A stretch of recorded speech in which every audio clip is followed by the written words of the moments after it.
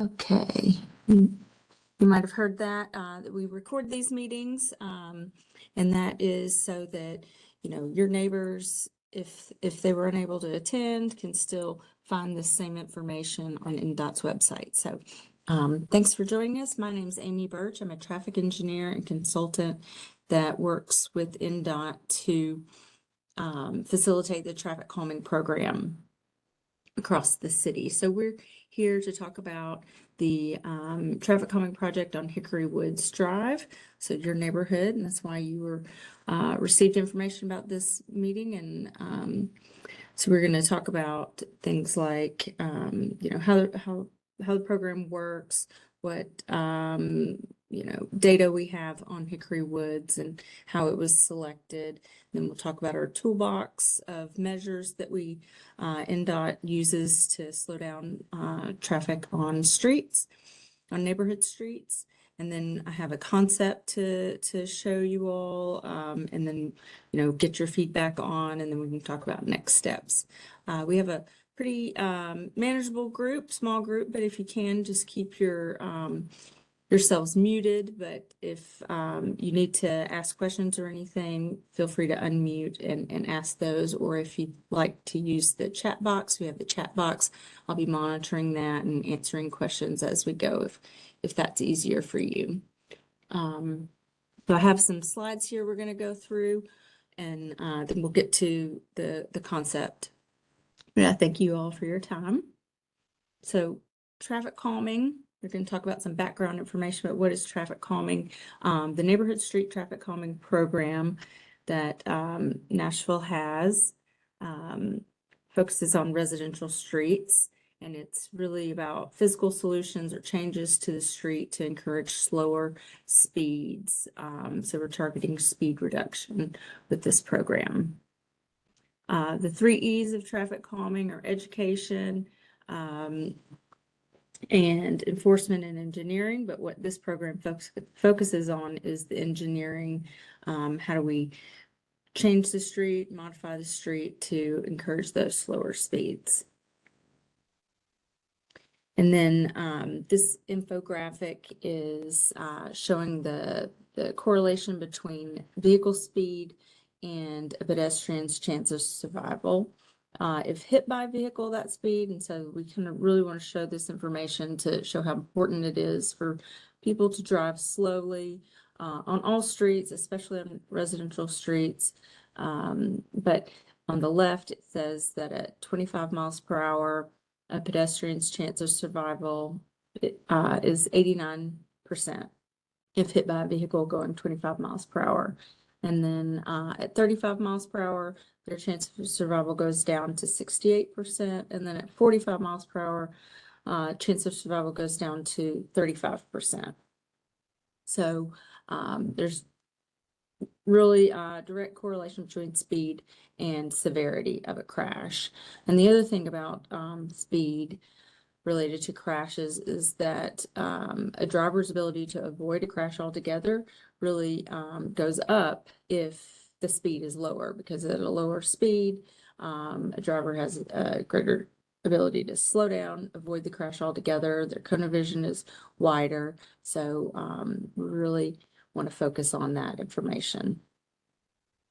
So this program is one of NDOT's most popular programs, we think, and there's a high demand for traffic calming, meaning we've received quite a few traffic calming applications across the city.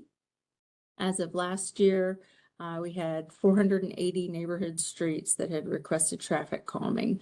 And so with this program, there were 25 neighborhood streets that were selected for traffic calming in last fall. And that's this selection that we're working through right now. And that's the selection that Hickory Woods Drive became entered into the program, essentially.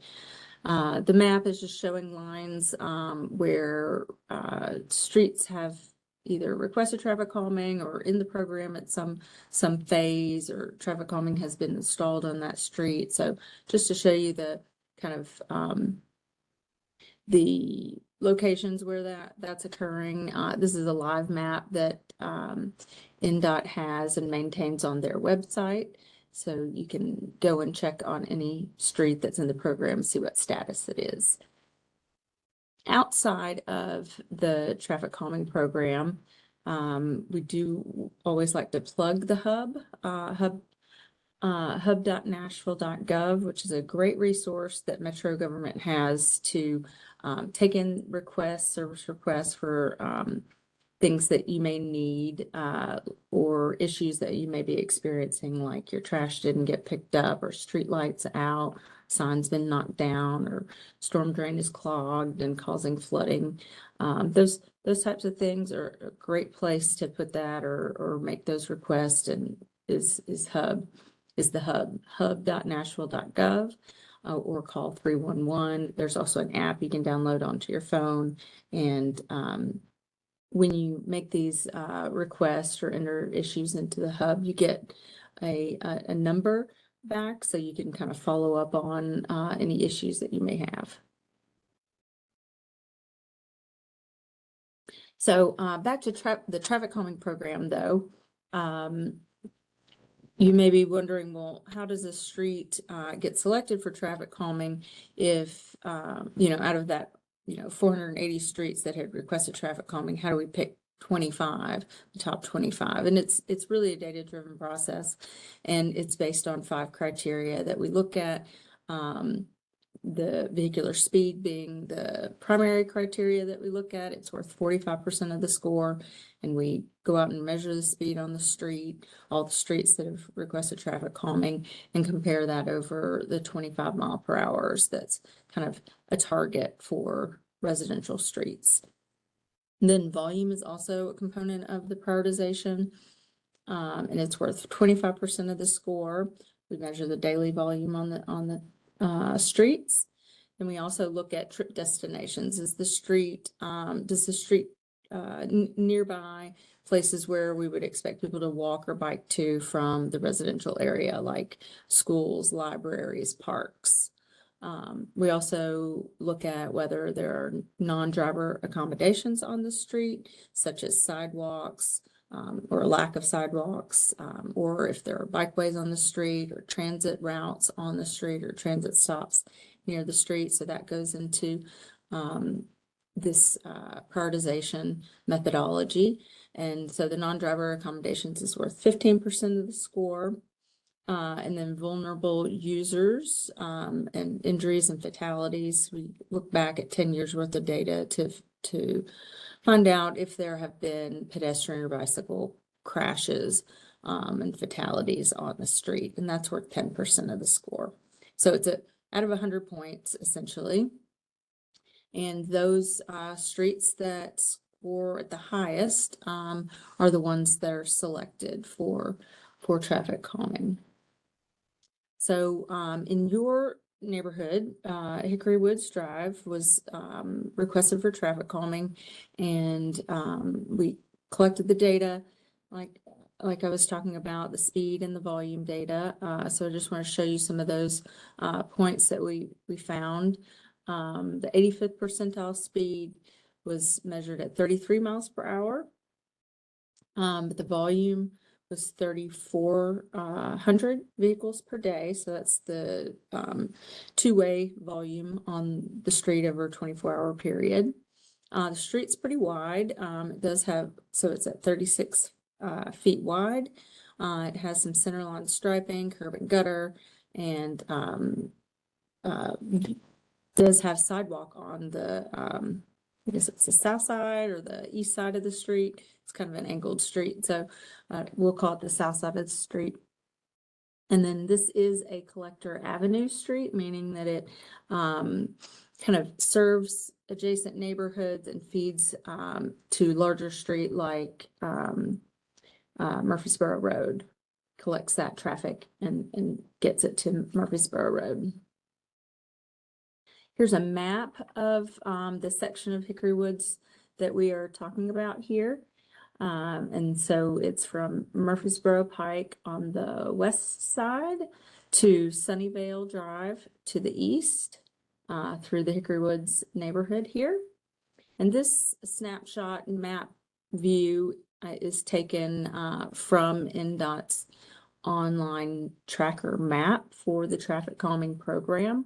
So that's why I'm showing this legend down here. There's not, I don't think, any other streets nearby that have requested traffic calming, so they're not showing up on the map. But this is to show that we're in this meeting and design phase for Hickory Woods Drive. So I'm going to talk about our toolkit. Some of these may look pretty familiar to you as you drive around Nashville. So speed cushions are one of the tools that we use the most often. They're proved to be very effective. They're pretty versatile in the way that we can apply them to many different types of streets, because we can configure them in several different arrangements, as you see in these pictures here, depending on how wide the street is, or what the if the street has striping on it or not. But what they are modular rubber devices. So you can kind of see in some of these photos that you know, they come in pieces, and we fit them together to create this vertical device, the speed cushion. NDOT really likes using this particular tool because it has a reduced impact to emergency response vehicles, because as you can see in these pictures, they leave these gaps between the devices that emergency vehicles have a wider wheelbase than passenger cars, and so they can more easily straddle these devices, whereas passenger cars, pickup trucks still are affected and have to drive over the cushions. When we use these, we will put them in a series. We'll space them set to set, so anywhere between 300, 500, 600 feet apart, depending on the characteristics of the street. And that's so that we don't have drivers that are driving fast up until they get to the speed cushion set, and then they go over the speed cushion, and then they're on their way again, picked up speed again. You know, if they see the next set in downstream from them, then they aren't able to pick up speed again, and so that we are able to maintain a more consistent speed along the length of the street. We have a lot of other things that we look at when we're installing these or laying out as a design for speed cushions on the street. We can't put them on really steep grades, so hills or curves. We can't put them in, you know, in the middle of curves and things. We also pay attention to where driveways are and streets are along the street, because we're not going to put speed cushions right at the back of someone's driveway so that you're driving you know, sideways over the cushions as you're turning in and out of your driveway. So we're paying attention to that. We also are you know, incorporating signage with the speed cushions because we want to make sure that drivers are aware of the cushions as they are approaching them. So those are shown in that picture in the top left. And then these also, they have markings on them that help also identify them as drivers approach them. Speed tables are made of the same materials, but they have a different configuration. As you can see, these stretch the whole width of the street, as opposed to having those gaps between that allow for the emergency vehicles to straddle. But they have similar effect as the speed cushions. We don't install these quite as often as the speed cushions because of that emergency vehicle response time that we're trying to minimize. NDOT has done some before and after studies of these vertical measures to see how they're working locally. And these graphs here are showing that comparison of before and after. The average speed before in this selection of study was 31 miles per hour. And then after the speed cushions were installed, the after speed went down to 22 miles per hour. And then the 85th percentile speed, let me first explain what that is. The 85th percentile speed is the speed that vehicles are going that speed or below over the course of a day. And then, but that means that 15% of the traffic is going above that number. So essentially the before was 37 miles per hour, and then the after went down to 25 miles per hour. So these two graphs are really showing how effective the vertical measures are. And we also hear that they're effective after installation. So it's one reason why it's one of the tools that's used most often. But we also have other tools in our toolbox that are not, vertical measures installed on the street. Radar feedback signs are just what you see here in these photos, where the a sign is paired usually with the speed limit sign, and uses radar to detect the vehicle's speed as you approach the sign, and shows the driver their speed. So oftentimes, drivers just may not be aware that they're going above the speed limit. So this is a good reminder. These are also proven to be effective in Nashville, with an average reduction of 6 miles per hour for average speeds and 7 miles per hour for the 85th percentile speed. And these are often used on streets where maybe the volume is too high to install vertical measures, or the neighborhood does not desire vertical measures to be installed, or there's vertical curvature or horizontal curvature, hills and curves that prevent us from being able to use vertical measures. We often use or have also use narrowing of pavement to reduce speeds. Sometimes streets were built too wide, there's not any markings on the street. So we can use, like this picture shows, some white edge lines just to narrow the travel way for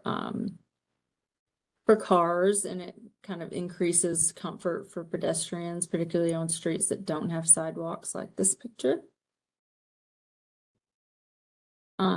We also, as an intersection treatment, can incorporate some bulb outs using paint and white flexible delineator posts, like you see in the picture to the top right.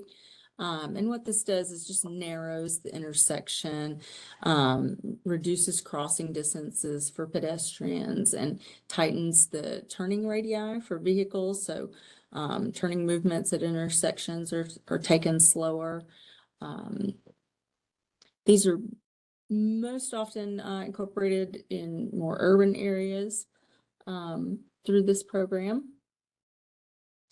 Then chicanes is another use of paint and striping, and sometimes flexible delineator posts or parking. But what it is creating some horizontal deflection and curvature in an otherwise straight street, like you see in these pictures. Essentially, the street was pretty wide, bike lanes were added. There's also room for on-street parking on one side of the street, and so using the striping to kind of shift the parking from side to side of the street, we can create some horizontal deflection and curves in the street. This is a treatment that can be used on streets that have on-street parking and are wide enough. So it's not always applicable. And then traffic circles is our other tool that's an intersection treatment. So here's a picture of one that's installed using rubberized curbing and asphalt. And what these are essentially circular islands in the middle of an intersection that kind of creates it like a mini roundabout. So you operate, you drive counterclockwise around the central island, just like you would a roundabout. But they're much smaller, and oftentimes the stop signs remain on the approaches that were already there. But it just creates that horizontal deflection for cars that are driving through the intersection to have to like navigate around that central island and slow down to get through the intersection. So those are our tools. And then I'm gonna move into the concept that we have put together for Hickory Woods Drive. And this is meant to be a starting place, a place so we can discuss what the neighborhood has thinks about this concept. So we're here to, you know, get feedback from the neighborhood about this plan. So let me orient you first. Let's see, the pink line is Hickory Woods Drive. And to the left of the screen is Murfreesboro Pike over here. And then to the right of the screen is Sunnyvale Drive. And then these symbols represent speed cushion sets. And so the layout would be similar to this picture in the top left corner where we have 3 across because of the width of the street. I think that would fit well, and they would have the striping on the cushions as well. So this shows 7 sets of cushions, roughly between Murfreesboro Pike and Sunnyvale, and the spacing between each set is on average about 450 feet between each set of cushions. So you can see we've tried to evenly space them along the length of the street, and that is to get kind of a consistent driver speed along the full length of the street. So I think I'll pause there and see if there are any questions or that anyone has or points you'd like to make. And we also have the chat box, but you can unmute and ask questions if you'd like.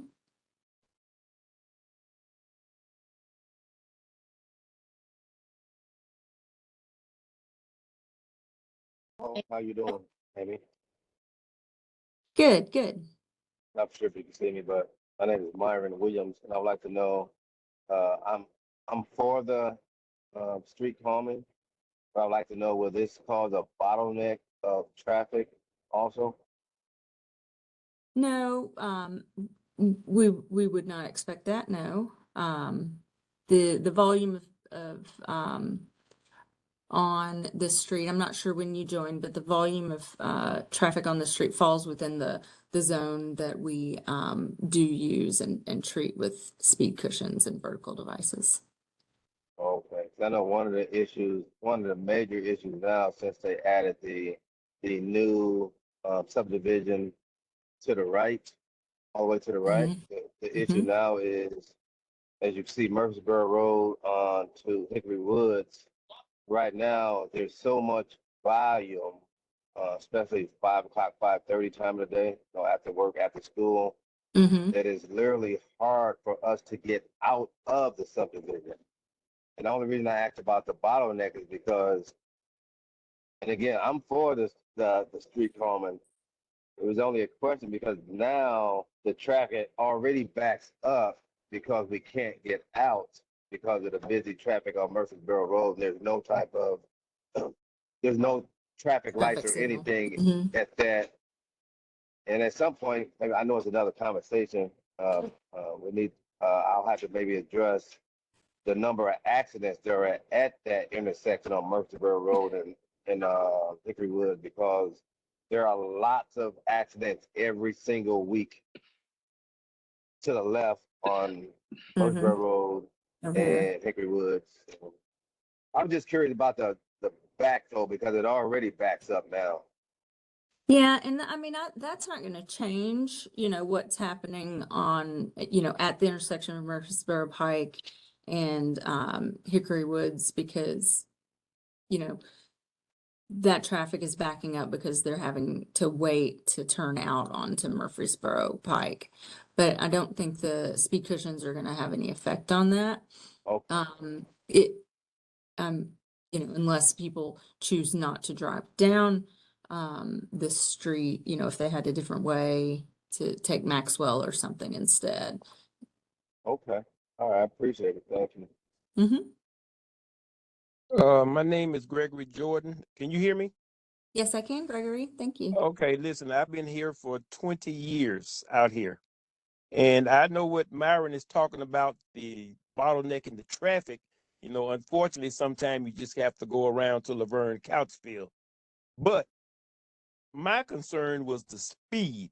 I mean, I walk this neighborhood, like say, almost every day. I call it my 40 minutes of hell. And it's unbelievable of the speed with the cars, the motorcycles.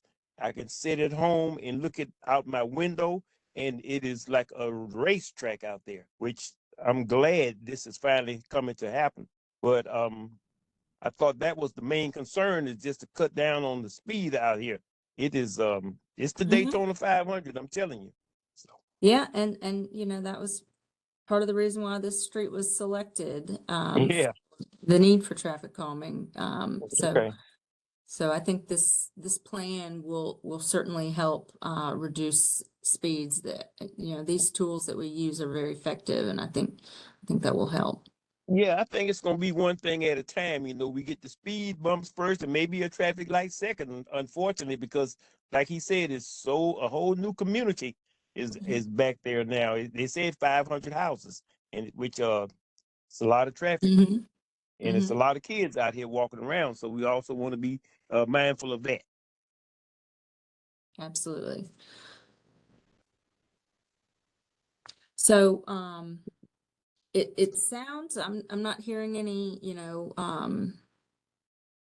issues or questions about the plan. Am I reading that right? That this is kind of what you'd like to see installed on the street? I would, if I hope everybody else is is Yeah, I getting in, but definitely would. yes, I would love that. I'm Hello, seeing some head everybody, come on. shakes and some thumbs up. Yes. Yeah. Yeah, this is Yes, I Yeah. agree. Yeah. I'm sorry, I This- didn't mean to cut whoever that was off. But yes, No. I agree. Yeah. I've been trying to get this done for a long time because I have like 6 grandchildren who live with me, and I live on Hickory Wood, right where that probably the street calming, the second one to the far right, that is pretty much in front of my house. And it's ridiculous that people are going 50 miles an hour just flying through here. So I've had a concern for a very long time. So Well, I don't good. even allow the grandchildren to play in the front anymore. They have to play in the backyard. They go so fast. Well, it sounds like we're on the right track then. Excuse me, one sec. I got Sure. just one question. Mhm. Could you tell me, was there a reason why they didn't carry the calming all the way down to Maxwell Road? Just curious. Yeah, great question. That section of Hickory Woods has not, let's see if I can, there we go. That section of Hickory Woods has not sort of been finished and accepted into Metro. Okay, So it's not an official Metro street yet. okay, I see. I personally, I We- really like what you're doing here. Have needed this for a long time, Right. no doubt. We at first thought it would go to Maxwell, but since it's not a Metro street yet. Yeah, that's understandable. Okay, so I'm going to move on to our next slides and next steps. Amy, I do have a quick Yes. question as Oh, well. sure. Could you let us know, whether it's now or by email, how we can next work on getting a light? Like Yes. what we need to do to get that light? I would advise you to put that into the hub Okay. hub.Nashville.gov, or dial 311. I think it's during 8 to 5. business hours, but that is something that's good to put into the hub, and it gets to the traffic engineering team at NDOT, and they can evaluate it, whether that be, they'll probably need to collect some traffic data and look at the crash history as well. So Thank you. it's a good place to start. Thank you. There's one more super quick question, Amy. Yes. So this is the plan. So what are the next steps? Yep. And how That's long will it perfect take to segue. implement this plan? That is perfect segue into my next slide. This Okay, is I'll just shut up and listen. no. I appreciate your questions. This is a chart showing our program flow chart. So, this started with an application. Residents applied and requested traffic calming consideration on the street. Then we went through that prioritization and found that this street scored towards the top of the list, within the top 25, and so was selected based on the data analysis. Now we're in this neighborhood meeting and design phase where we've put together the concept that I showed you. We wanted to get some feedback from the neighborhood on that plan, and then from here we will put together a more detailed design plan that we'll do some field work and measurements that will really refine the locations of the cushions. It will include data points like how far the cushion is from driveways and so forth. So both you all and the contractor, if it moves into construction, will know exactly where to place the cushions. So that is, we say that takes a couple of months. And then from there, we can move into the online ballot. And I say we wait for the ballot because we post the full design plans on the website, so that when there's the voting going on about whether the neighborhood supports the project, they can look at the plan and have that information to know what they're voting yes or no for. And then I have a couple of slides to talk about the online ballot part of this. But essentially, this is how NDOT gauges and determines that this is supported by those that live on the street and they want this to be installed. And then after the ballot closes, NDOT moves it into construction, which is about an 8 to 10 month period.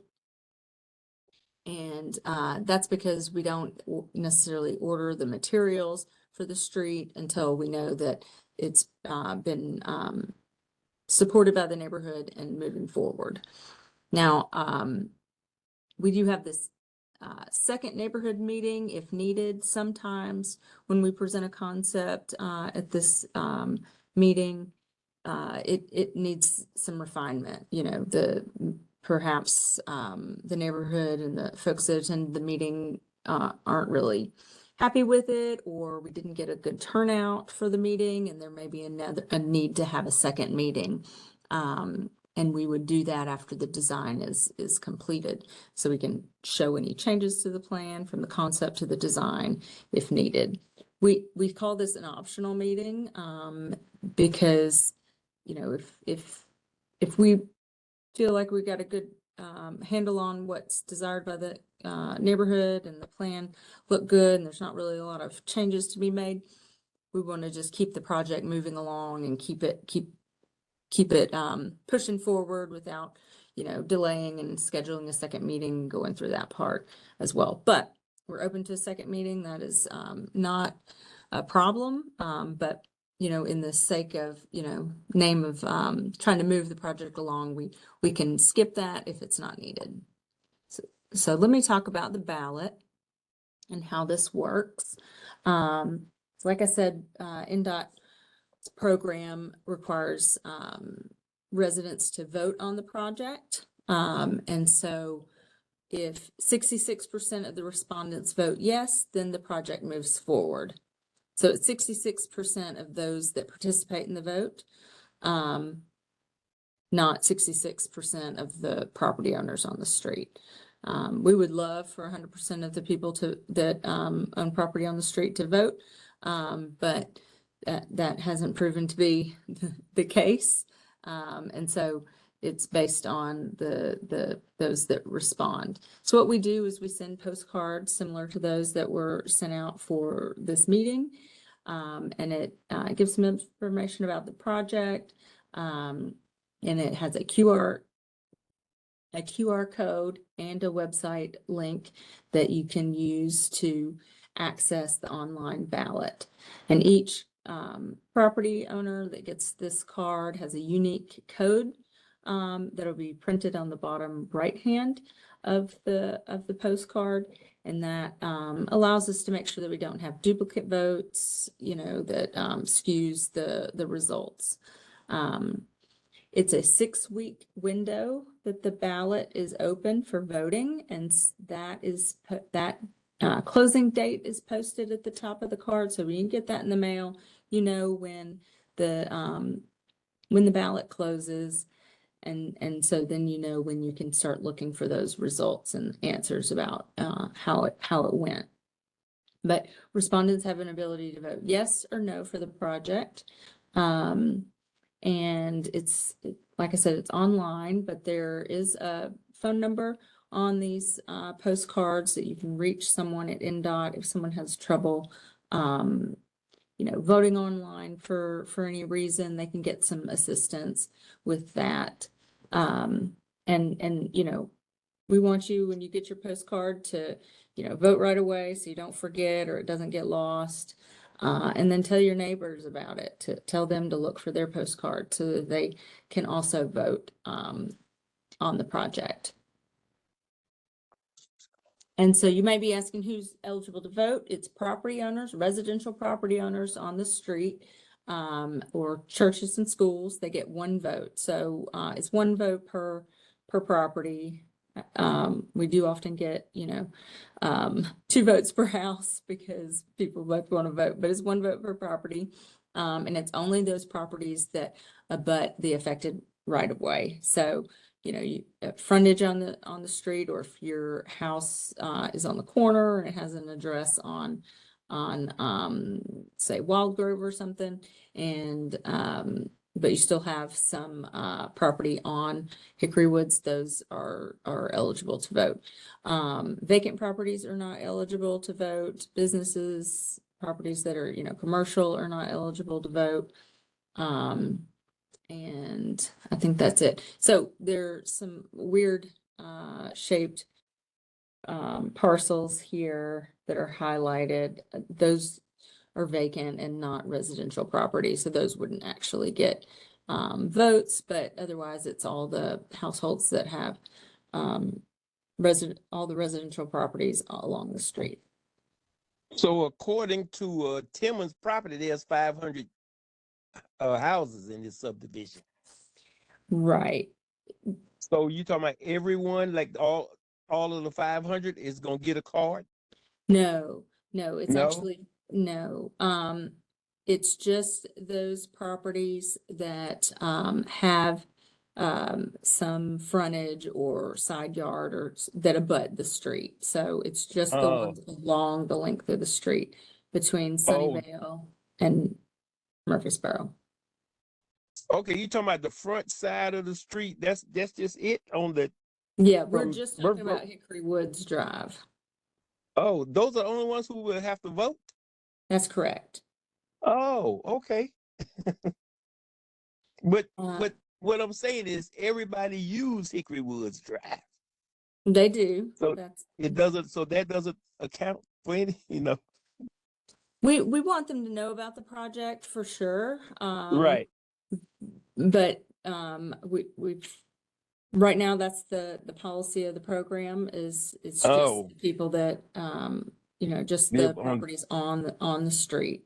okay, I And got if you. you think Okay. about it, there may be some fast drivers, that live on a cul-de-sac and they're driving fast on your street, and they're not experiencing the speeding on their street because they live on a cul-de-sac or something that, down the street that's somewhere else in the neighborhood.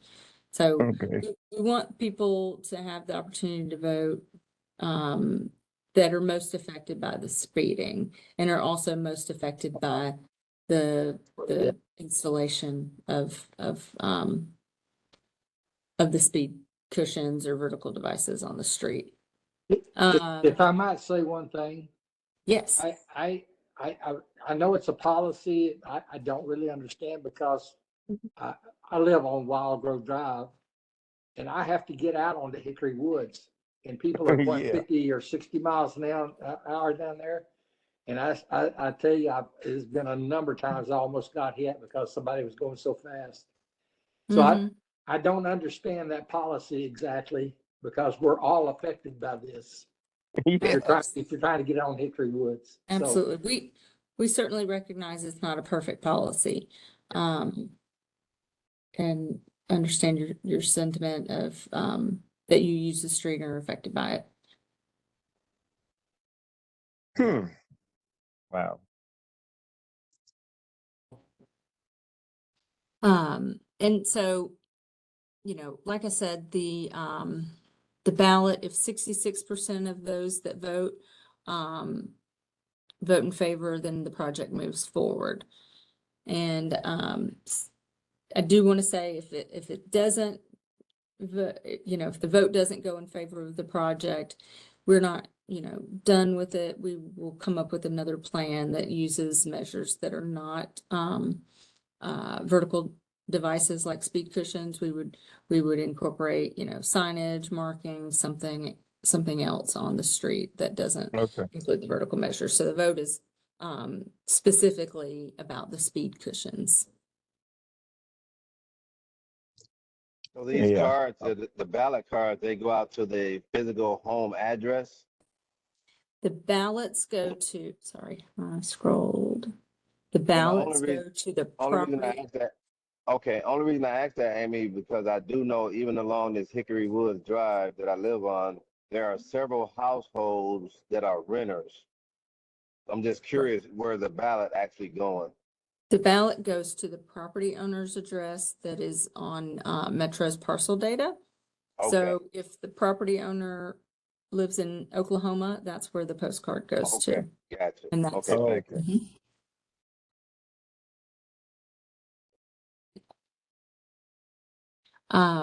So I do want to circle back about whether or not you feel like we need to have a second meeting or if we'd like to just move this forward. If y'all don't think we need to make large, you know, any real changes to the concept that I showed, you know, I think we could just move this along and then you can expect the ballots in the mail in a couple of months. Me personally, I would like to move forward with it 'cause I think we've been waiting a long time already. I really don't see the need for a second meeting. I mean, this plan here is pretty detailed and what it's going to cover. I'll just say, let's just keep moving forward. I second that, Myron. See, thumbs up from someone else here. Fourth that. I endorse that totally. Great. All right. Well, that's what we will do. I'm gonna show you my contact information. Thank you. Thank you. I'm again Amy Birch. It's Amy Birch at birchtransportation.com. And then also NDOT's traffic calming email address is NDOT.TrafficCalming.Nashville.gov. In case you have any other questions.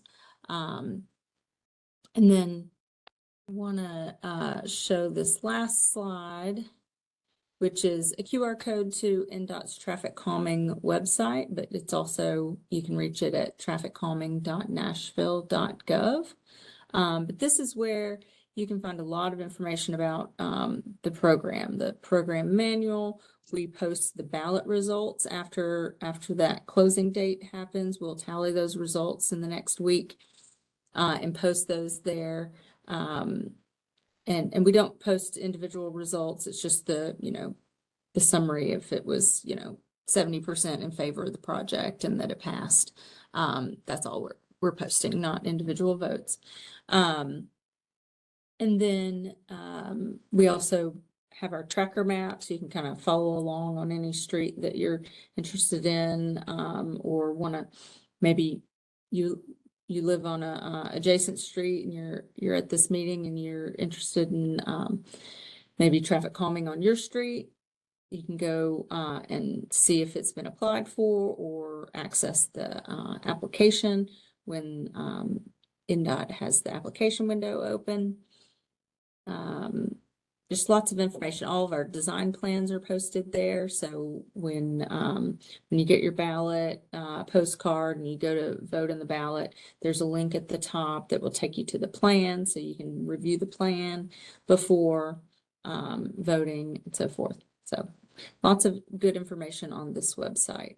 And I see Roger has his hand up. Yes, thank you. Friends and neighbors, while we were discussing all this, I went on the Nashville.gov site, and I have already put in a request for a new signal. And I'm just asking y'all if y'all could do the same. I think we all do that. That'd be pretty good. Maybe we'll get some movement on that. When you get to their site, if you look for streets, roads, and sidewalks, and then there's a place there for request new signal. And it was pretty easy to go into that once I found the right place for it. So I've already put in a request, and I'm just asking y'all could do the same. Maybe we'll get some traction on that. Did you say NDOT?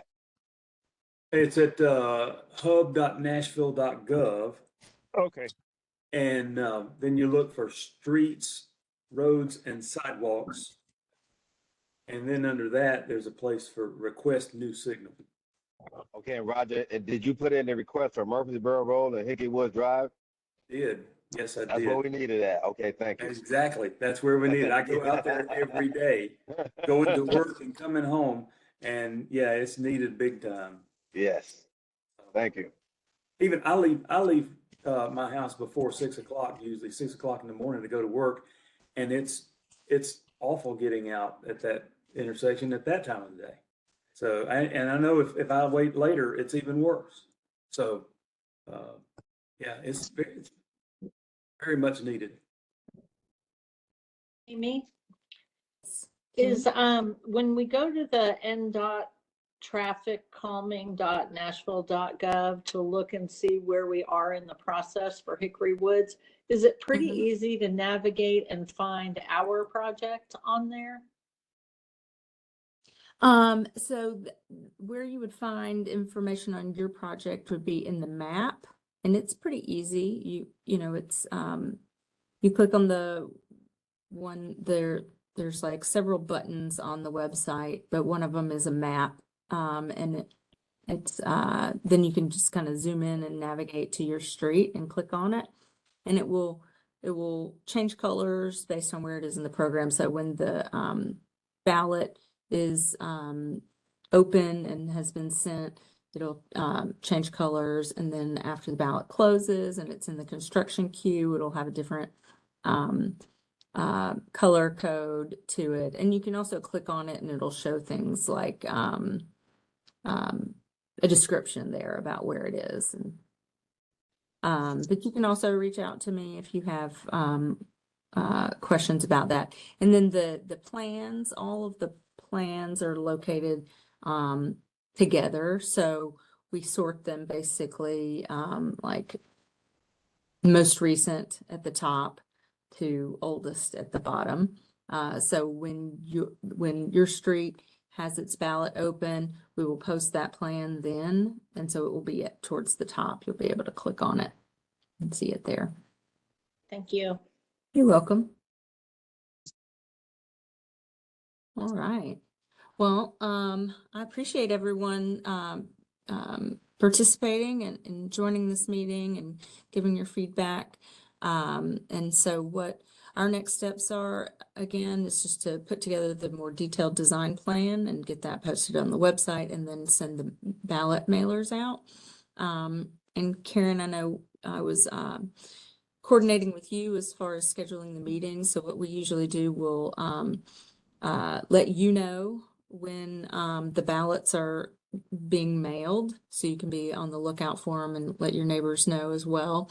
And we also include a council member on that correspondence so that they're also aware, and then we'll go from there. Along that line, I mean, I'd be like first in line to go knock on people's doors and to tell them about the ballot. I won't get a ballot because I don't live on Hickory Woods. But Okay. how do I know which houses are not being rented out? Because we have a lot of rentals also. So I don't even know how many homeowners you're even reaching at those addresses. Mm-hmm. Yeah, we just look at the address that is on Metro's parcel information. So this map, I'm going to scroll back. This map was generated from a tool that Metro Planning has that they use to generate addresses for, all sorts of things like zoning hearings and things like that. So that's where we get it, and it includes the property address and the mailing address for the property owner there. I got a good question for you, Amy. Mm-hmm. So I know you go through the process, so why not just send the prime example would be when you mentioned earlier, if the owner has the address of North Carolina, we're going to send that ballot to North Carolina. But that property owner, if he doesn't live on Hickory Woods, he has no interest in this traffic calming. So my question is, why aren't we just sending the ballots to the physical addresses instead of to all the owners? Yeah, If the owner actually doesn't live on that street. Mm-hmm. That's a great question, and it's just been the policy that it's property owners or receive the ballots opportunities. That's been the policy for the program, but it is something that has come up You and know it's been that discussed. not going to get to the address, right? You know that, Mm-hmm. right? The property What's owner is that? not going to get with the residents and say, okay, how would you like to vote? That's not going to happen. Right, I understand. The question. Right now, the policy has been that it goes to the I property owner's understand. address. I was just Mhm. curious. Yeah, I know. It has been topic of discussion. So you're right on with that. Okay, thank you. Mm-hmm. Thank you so much for your time and explaining everything so well. I really appreciate it. I think you made it really understandable and just gave us a lot of good information. So I appreciate that. Great. Well, we look forward to, bringing this project along, and finalizing our design and getting those mailers out so that people can vote on the project. And then we'll be in touch. Okay. Thank Thank you. Y'all have a you. blessed day. Thank you. Night. You too. Thank Bye-bye. you. Thank you, Amy. Thank you.